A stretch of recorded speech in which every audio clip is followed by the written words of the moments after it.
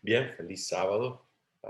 Bienvenidos nuevamente a nuestro estudio acerca de el carácter de Dios. Vamos a tener una palabra de oración. Amante Dios y Padre, gracias por este hermoso sábado que nos da. Gracias, Dios, por el gozo de disfrutar de manera especial de su comunión, de su compañía. Gracias, Dios, porque creó este día como un regalo para nosotros, para que nos dé el punto de vista correcto a través del cual hacer sentido de nuestra existencia, de nuestro propósito, de nuestra relación correcta con todo lo que nos rodea, el orden creado. Gracias también porque en este día abre una puerta, una invitación, nos habilita para que existamos de la manera que tú existes, Padre, en reposo. Le pedimos ahora a Dios la guía de su Espíritu en nuestro estudio. En el nombre de Jesús. Amén. Amén. Muy bien.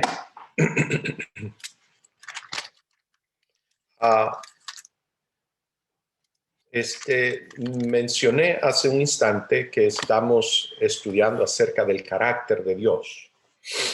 Y la razón que nos interesa este tema del carácter de Dios en el contexto del tema más amplio que es acerca de relaciones, es porque de lo que pensemos acerca de Dios, qué tipo de persona pensamos que Dios es, determina qué tipo de relación tenemos con Él. Y la relación que tenemos con Dios es la que determina nuestra relación con todo lo demás que no somos nosotros. Nuestra relación con nuestros prójimos, otros seres humanos en el planeta, nuestra relación con la tierra, sus recursos, nuestra relación con los animales, con el mar, con los animales de las aguas, del aire, de la tierra, con las plantas, con la biosfera, nuestra relación con todo lo que no soy yo, está determinada por cuál es mi relación vertical, mi relación con Dios. Y como ya dije, esa relación con Dios está determinada por qué opinión yo tengo, qué yo pienso, cuál es mi entendimiento acerca de qué tipo de persona es Dios. Y para que no nos equivoquemos, todos tenemos un Dios y todos tenemos una opinión acerca de Él. La realidad es que aún la opinión que nosotros tenemos de nosotros mismos, qué yo pienso acerca de mí y hasta dónde yo puedo llegar, está determinado por mi opinión acerca de Dios. En otras palabras, es imposible para ningún ser humano ser más, llegar más lejos, superar al Dios que tiene.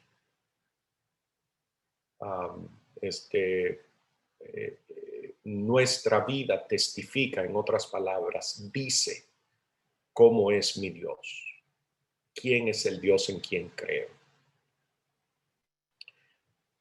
Estas ideas acerca del carácter de Dios no ocurren en el vacío, y ese es el propósito del tema o de la serie de temas que estamos iniciando hoy. La Biblia nos habla que hay un conflicto, hay un debate cósmico, envuelve toda la creación, no solo de la tierra, sino del cosmos. hay un conflicto cósmico donde hay un agente que está trabajando activamente para tergiversar el carácter de Dios, malversarlo, presentarlo de una manera incorrecta. Así que el entendimiento que tenemos, la opinión que desarrollamos acerca de qué tipo de persona es Dios, no ocurre, es lo que estoy tratando de decir, no ocurre en un terreno neutral.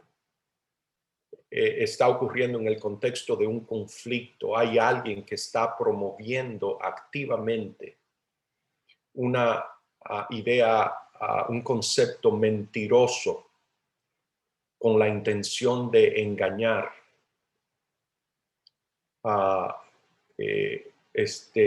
acerca de qué tipo de persona es Dios.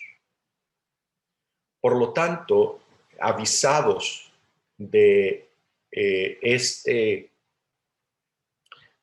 contexto en el que estamos viviendo, estamos operando, estamos tratando de adquirir conocimiento o revelación acerca de qué tipo de persona es Dios, esto es, cuál es su carácter. Tenemos que mantener en mente ese trasfondo, que no lo estamos haciendo, no estamos envueltos en este ejercicio en un terreno neutral. El último libro de la Biblia, que en nuestra Biblia en castellano se llama Apocalipsis, esa palabra Apocalipsis es una transliteración y viene de la primera palabra del libro. El libro comienza, capítulo 1, verso 1, diciendo la revelación de Jesucristo. En otras palabras, el apocalipsis de Jesucristo. Calipsis tiene la idea de cubrir o tapar, como cuando usted mete algo debajo de una tapa o lo pone detrás de un velo, no se ve. Apo quiere decir destapar, desvelar o revelar. Así que si hubiésemos traducido en lugar de transliterado el nombre del libro, el libro se llamaría el libro de la revelación o revelación. De hecho, esa es la traducción que tiene en la Biblia en inglés, revelación, revelation. Esto nos quiere decir que el tema central del libro es exactamente eso. Es un libro que está dedicado a su propósito explícito es, no que no lo sea para el resto de la Biblia, pero que su preocupación central, su temática, su razón de ser explícita es la de revelar, la de envolverse en el trabajo de doble, es un trabajo doble que tiene, de revelar el carácter de Dios en Jesucristo, revelarlo a Él. Y este proceso de revelación, digo que es un proceso doble porque envuelve por definición la parte apo, el desenmascarar al que está en el trabajo de velar, de tapar y encubrir el verdadero carácter de Dios. Es como que alguien está activamente colocando un velo entre Dios y sus criaturas para que no sea visto Dios como es. Y Jesús, para hacer el trabajo de revelación, necesita activamente revelarse él mismo, pero a la vez que quede desenmascarado el papel del que está tratando de ocultar, de oscurecer, de tergiversar. El apóstol Pablo habla un poco de este proceso. A ver si encuentro el pasaje para compartírselos. En Segunda de Corintios, perdón.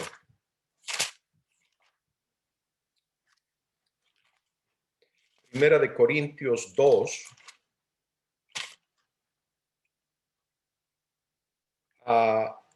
verso 7 dice, mas hablamos sabiduría de Dios en misterio, la sabiduría oculta, la cual Dios predestinó antes de los siglos para nuestra gloria. Verso 8, la que ninguno de los príncipes de este siglo conoció, porque si la hubieran conocido, nunca habrían crucificado al Señor de la gloria. Notemos que el apóstol Pablo está hablando aquí que hay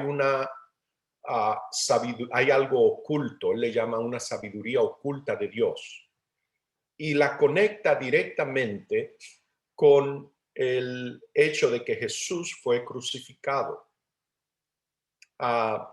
con un subtexto que sugiere que los príncipes de este siglo, esto es, la gente que ha comprado el engaño del engañador, que comparte la cosmovisión del engañador,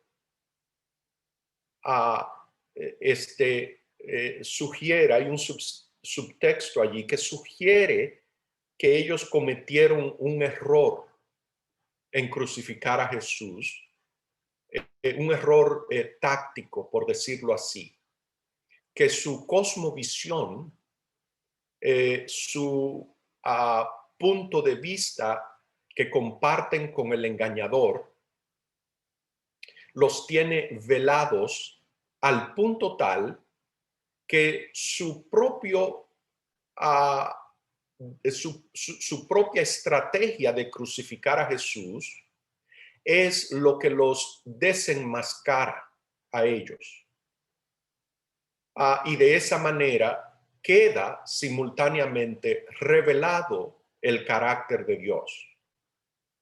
Esa es la parte que yo quiero llamar la atención, que es que simultáneamente la revelación de Jesucristo, de la que acabamos de leer en Apocalipsis 1:1, logra que la lógica interna del engañador y sus complotados quede desenmascarada, quede expuesta por lo que es.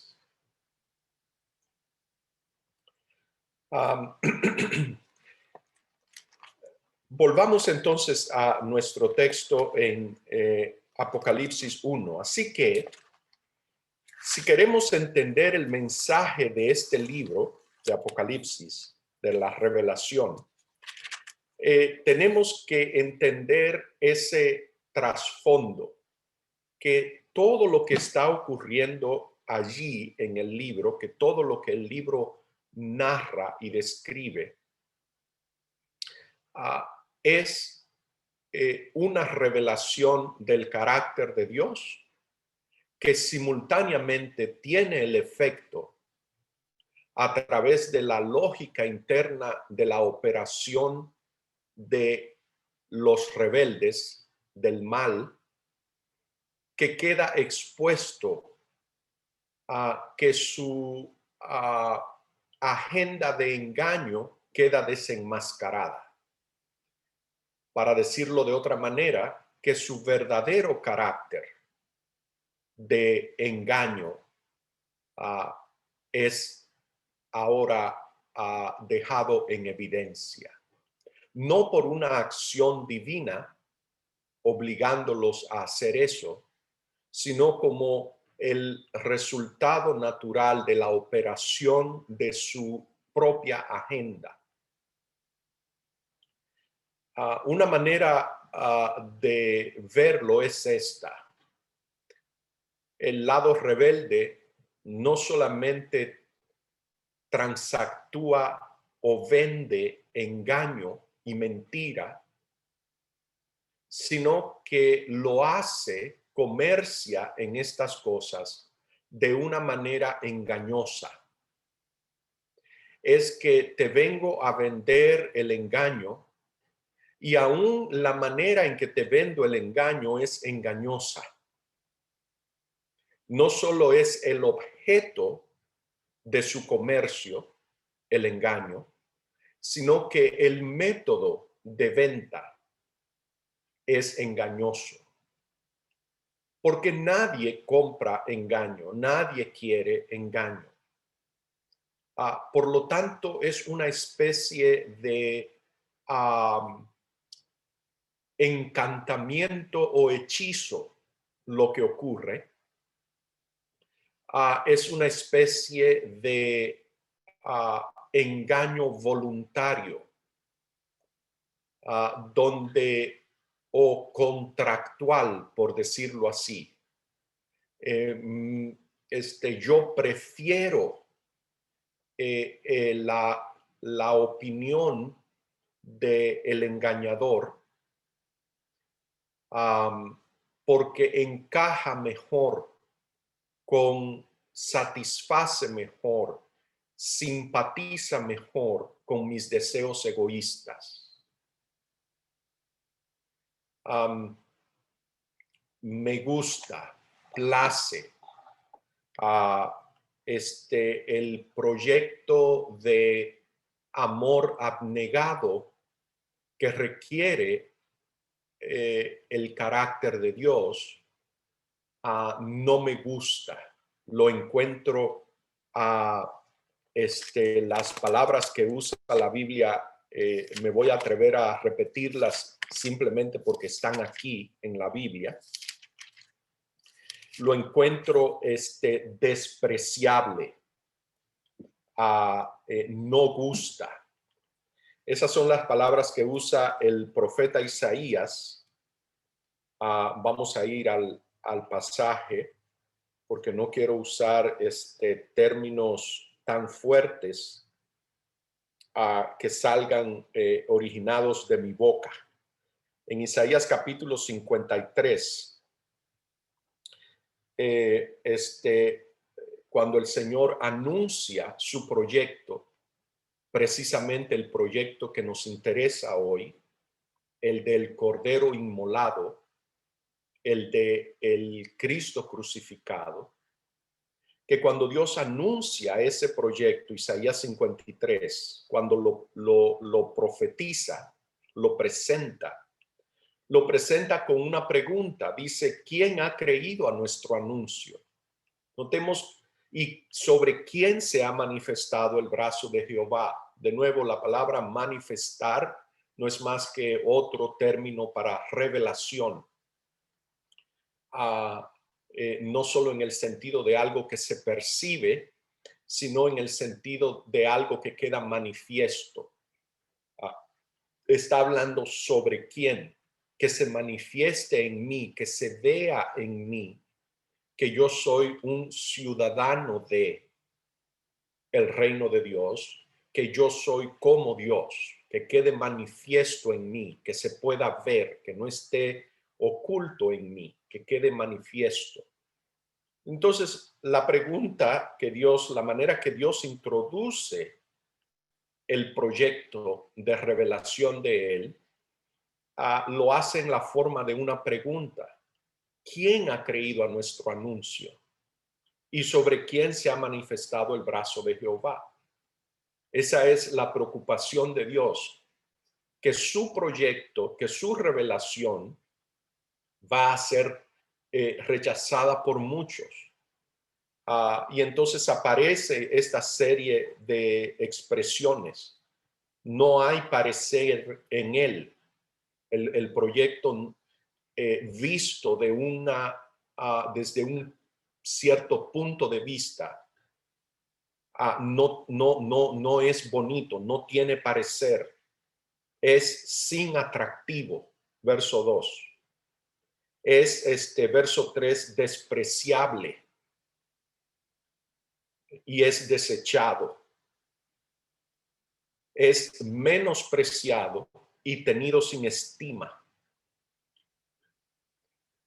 Así que la revelación de Jesús para muchos, cuando es vista especialmente a través de los lentes del engañador, desde el punto de vista de los rebeldes, es despreciable, es algo para ser desechado, es algo menospreciable, algo sin estima, algo sin atractivo, algo sin belleza.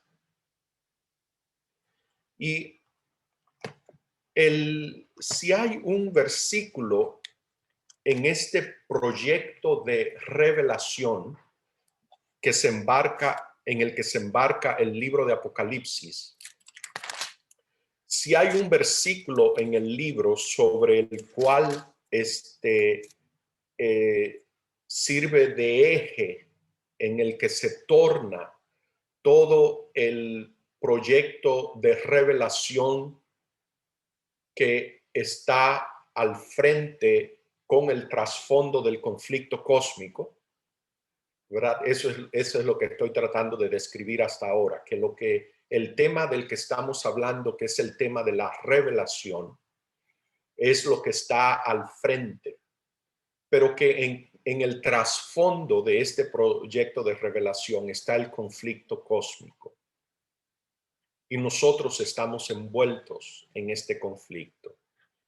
La idea es que si hay un pasaje, un versículo en todo el libro de Apocalipsis que sirve como eje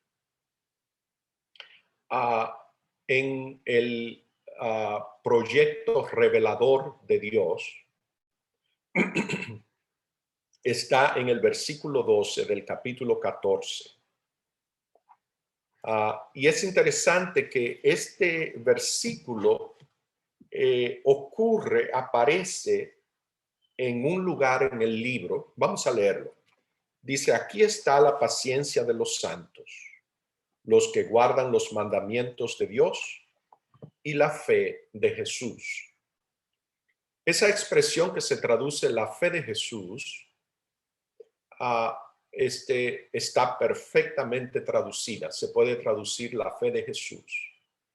Quiero decirles que es perfectamente posible traducirla de otras 3 formas más, un total de 4, pero que en realidad expresan 2 conceptos. Se puede traducir, como dice allí, la fe de Jesús. Se puede traducir como la fe en Jesús. Se puede traducir como la fidelidad a Jesús. Y se puede traducir también como la fidelidad de Jesús. Notemos que hay 2 ideas aquí.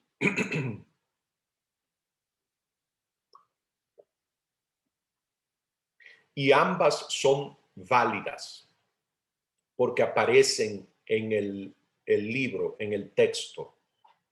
La primera idea es la idea de la fidelidad de Jesús,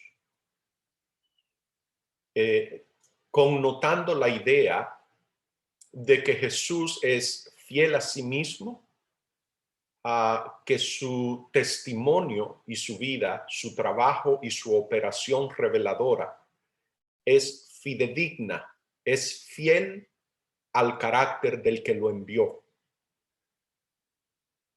Así que Jesús es fiel a sí mismo y es fiel al carácter de Dios. En otras palabras, que Dios, su carácter, el tipo de persona que Él es, queda perfectamente revelado fielmente revelado en la obra y ministerio de Jesús.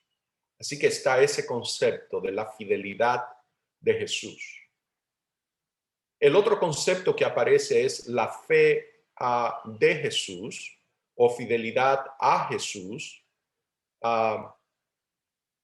que conlleva la idea de que la respuesta a lo que leímos en Isaías 53:1 es: ¿quién ha creído a nuestro anuncio y sobre quién se ha manifestado el brazo de Jehová?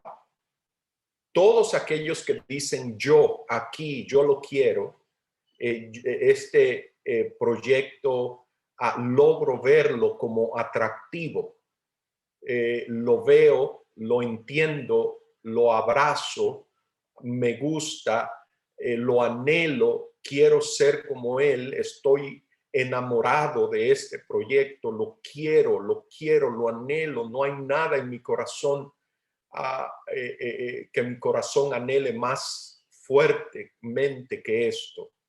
Esos que dicen eso, entonces tienen fidelidad a Jesús o fe en Jesús. Por lo tanto, aquí vemos que el potencial de la frase envuelve ese proceso, ahora voy a usar una palabra mía, ese proceso replicativo, donde el testimonio de Jesús, que es una expresión o manifestación, revelación de Dios, de su carácter, del tipo de persona que Él es, sus valores, sus métodos, sus fines y los medios a través de los cuales Él los alcanza, son compartidos por aquellos que le siguen. El capítulo 14 comienza hablando de un cordero y de un grupo que lo sigue a todas partes.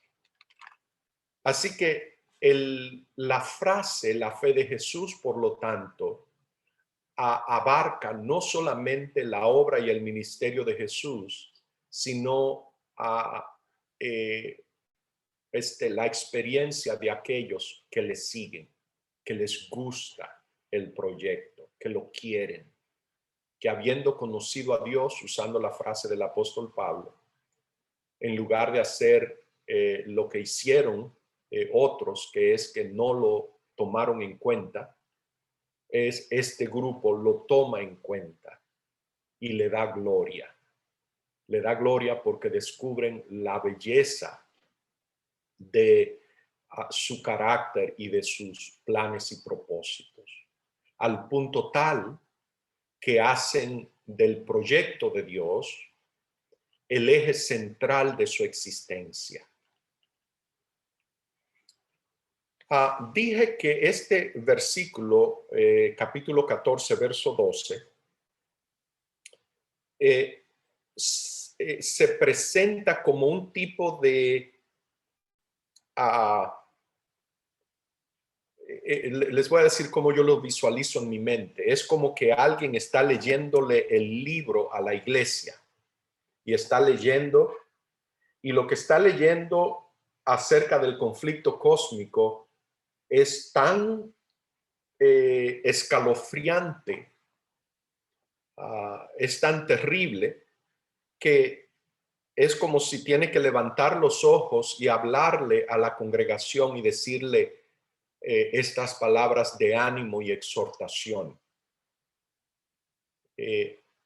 Aquí está la paciencia de los santos, los que guardan los mandamientos de Dios y la fidelidad de Jesús, o la fe en Jesús, o la fe de Jesús.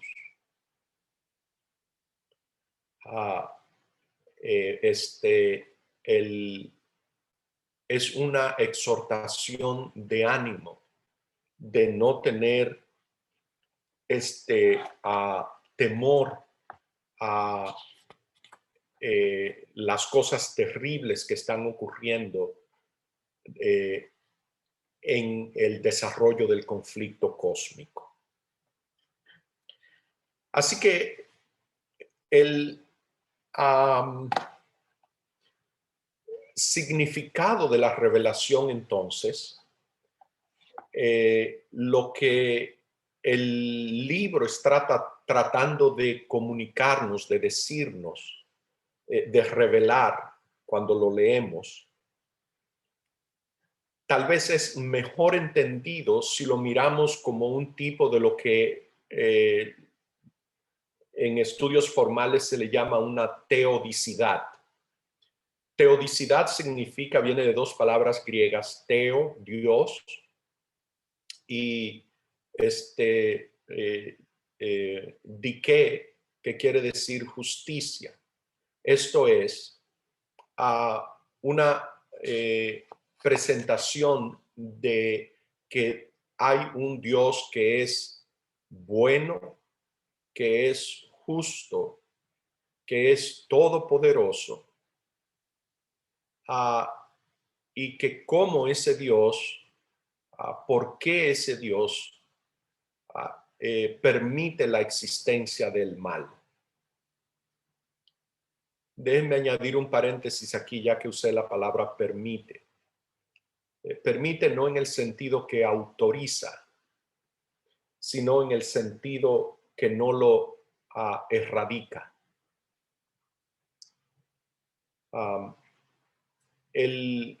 Es en ese contexto que aparece este pasaje, esta exhortación a tomar ánimo, a no dudar de Dios, porque estamos viviendo en un mundo donde el mal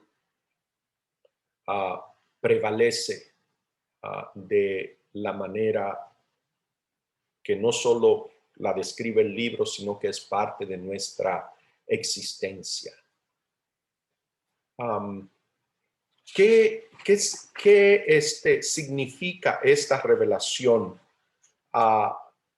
de Apocalipsis en este contexto? Nos está diciendo que la manera en que Dios maneja el problema del mal en el cosmos, incluyendo la tierra, la manera como Él maneja el problema del mal desde el principio, desde su inicio, hasta su destrucción final, revela, dice algo vital, importantísimo sobre quién Él es, sobre qué tipo de persona Dios es. Ese es el resumen de mi presentación. Que Dios garantiza la destrucción final del mal, pero que el medio, la manera como Él destruye el mal, es lo que es importante. Es el medio lo que requiere esa paciencia de los santos. Que el medio, la manera, los métodos que Dios usa reflejan, expresan cuál es su carácter. Y que el método que Dios usa es el método de el cordero inmolado, que es Cristo, la revelación de Cristo crucificado como el cordero inmolado, el que explica por qué medio Dios destruye el mal. Y ahora aquí encontramos una pauta que nos dice por qué el proyecto parece menospreciable a la vista de, como el apóstol Pablo llama, a los príncipes de este mundo. Porque consciente o inconscientemente, todos nosotros entendemos y pensamos que en un conflicto, el que tiene más poder, el que tiene más fuerza, es el que triunfa. Que el problema de las teodicidades, tema de filosofía y de teología, la razón por la cual muchos se enredan como lazo en el tema es porque parten de la premisa de que un Dios todopoderoso no use el poder para prevalecer, para triunfar sobre el mal. Que Dios escoge el bien para vencer el mal. Que solo con el bien lo derrota.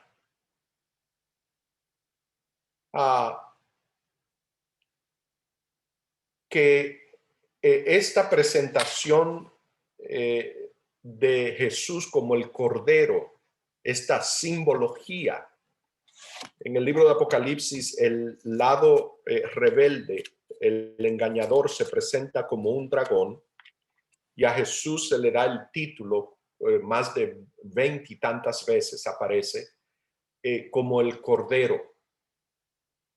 Y más que el Cordero, él aparece, Apocalipsis capítulo 5, verso 6, cuando Juan tiene la visión del trono de Dios, cuando se le abre la puerta en el cielo y lo invitan a que entre al concilio celestial, encontramos la totalidad del armamentario divino para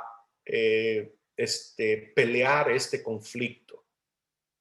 Y la totalidad del armamentario divino dice, y miré y vi que en medio del trono y de los 4 seres vivientes y en medio de los ancianos estaba en pie un cordero como inmolado. Este cordero muerto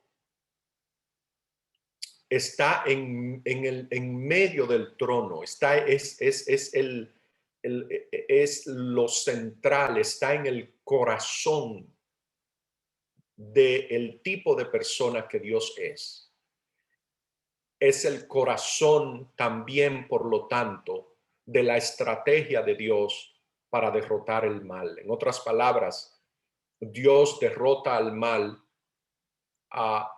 eh,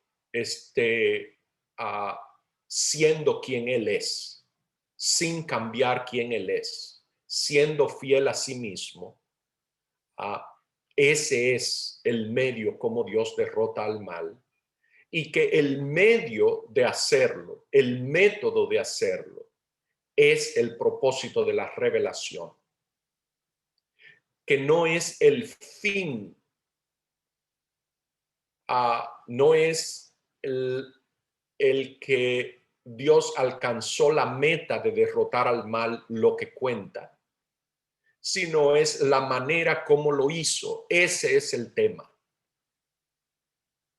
Es el medio, el método, la forma. Eso es lo que revela su carácter, el tipo de persona que Él es. Por lo tanto, cuando hablamos de una teodicidad, leyendo el libro de Apocalipsis como una teodicidad, estamos hablando de que la justicia de Dios prevalece en el triunfo sobre el mal y que Dios queda justificado, que su nombre que sale al final del conflicto tan inmaculado como entró, por la manera en cómo Él maneja el mal. Y que esto está ocurriendo en la urdimbre de la historia, en el telar, que este conflicto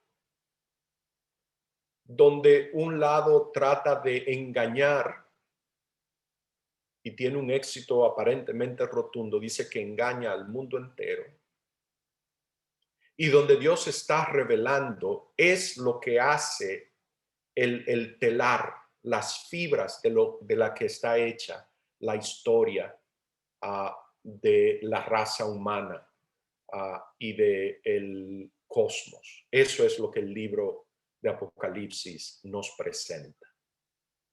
Así que todo lo que vamos a estudiar de aquí en adelante está edificado sobre estos fundamentos.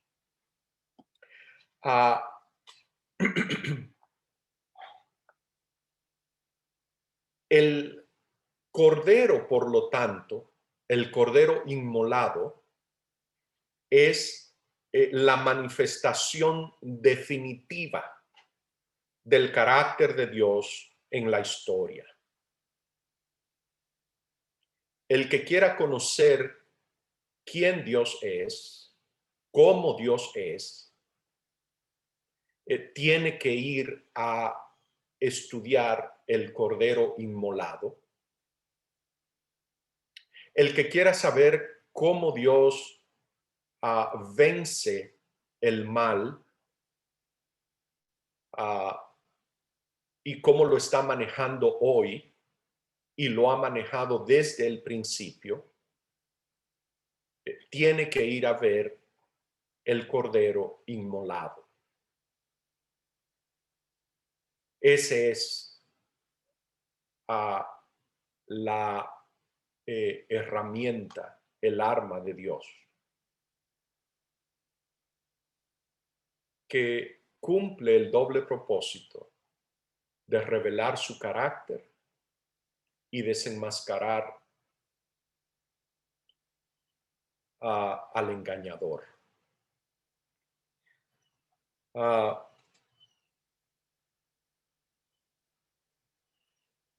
Notemos que este proceso de desenmascarar al engañador ocurre, como acabamos de leer en 1 Corintios 2, no porque Dios va y le quita la máscara,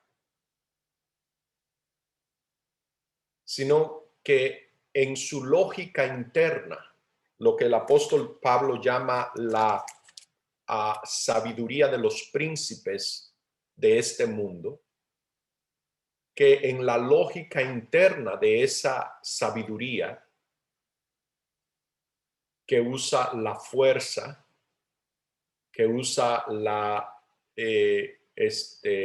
coerción y la violencia, que en esa lógica interna operando, ellos mismos se desenmascaran. No solo se desenmascaran, sino que vamos a ver en nuestro estudio de Apocalipsis que también se autodestruyen. Por lo tanto, la totalidad de la revelación de quién Dios es y de su ataque o herida o lesión que inflige al mal, esa totalidad es el cordero inmolado. Eso es lo que luce ridículo. Eso es lo que luce menospreciable, desechable, sin atractivo. El que logra descubrir la belleza y lo atractivo, es el que nos está hablando Apocalipsis 14:12. Esa es la paciencia de los santos. es que se toma tiempo, es dejar que el mal se destruya solo,